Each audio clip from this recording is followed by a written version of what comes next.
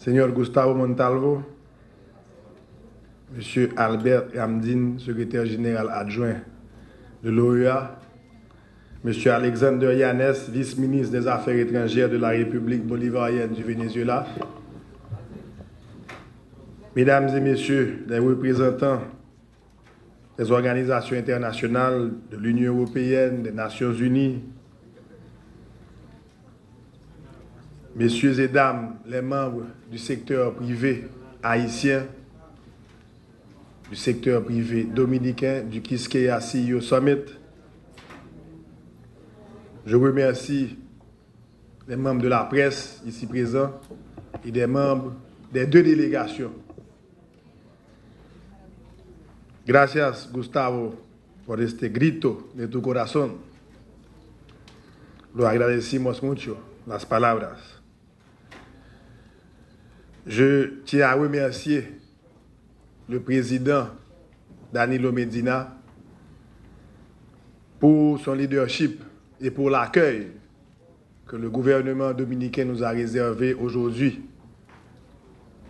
Je tiens à remercier aussi le ministre à la présidence qui a œuvré et qui œuvre pieds et mains pour le succès de ce dialogue historique et important pour les deux pays.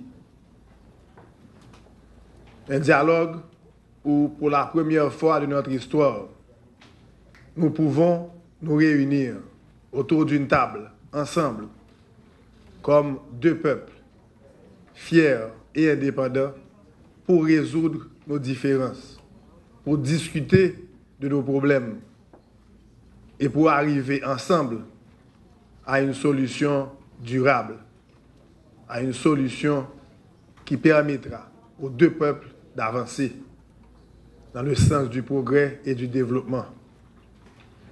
Il ne fait aucun doute que l'histoire retiendra que notre génération d'hommes et notre génération de femmes se sont réunis pour construire un nouveau destin ensemble. C'est une tâche complexe, difficile, mais une tâche historique sur laquelle nous allons réussir, nous devons réussir. Je salue ici la présence de nos amis de la communauté internationale, de l'OEA, des Nations Unies, et spécialement du gouvernement de la République bolivarienne du Venezuela.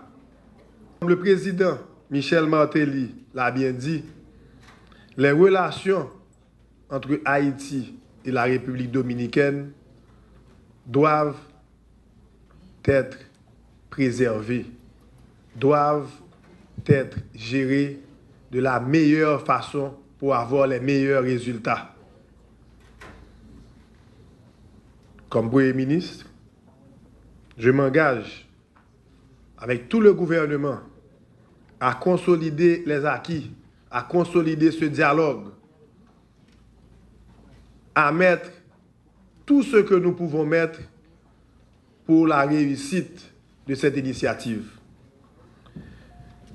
Depuis Ouanamet, en passant par Jibani, par Port-au-Prince, et aujourd'hui à Santo Domingo, nous nous sommes mis ensemble pour résoudre des problèmes difficiles.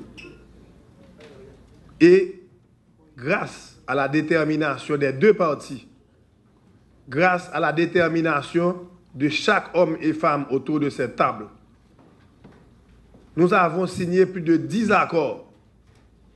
10 accords, très certainement, ce qui représente déjà des avancées. 10 accords dans différents secteurs. Aujourd'hui, nous allons aller dans le secteur du commerce, qui est tant important comme étant le deuxième partenaire commercial de la République dominicaine. Cet accord que nous allons signer aujourd'hui rentre dans le cadre de ce que nous voulons voir pour le futur de nos deux pays, qui va dans l'intérêt commun de nos deux peuples, qui va dans le sens du développement durable et qui va aussi renforcer de façon majeure les relations entre nos deux pays, les relations commerciales. Nous allons pouvoir, à travers cet accord, lutter contre un fléau qui affecte notre pays et qui empêche le développement économique de manière substantielle d'Haïti. Je veux parler de la contrebande. La contrebande fait perdre à l'économie haïtienne plus de 300 millions de dollars par an. Comment résoudre ce problème? Je l'ai dit, je l'ai répété, le seul moyen de résoudre ce problème, c'est de s'asseoir avec nos voisins, nos amis, nos frères de la République dominicaine et discuter du problème, mettre le problème sur la table, signer des accords et travailler de gouvernement à gouvernement, de secteur privé à secteur privé pour que, au fur et à mesure, ce problème soit réglé.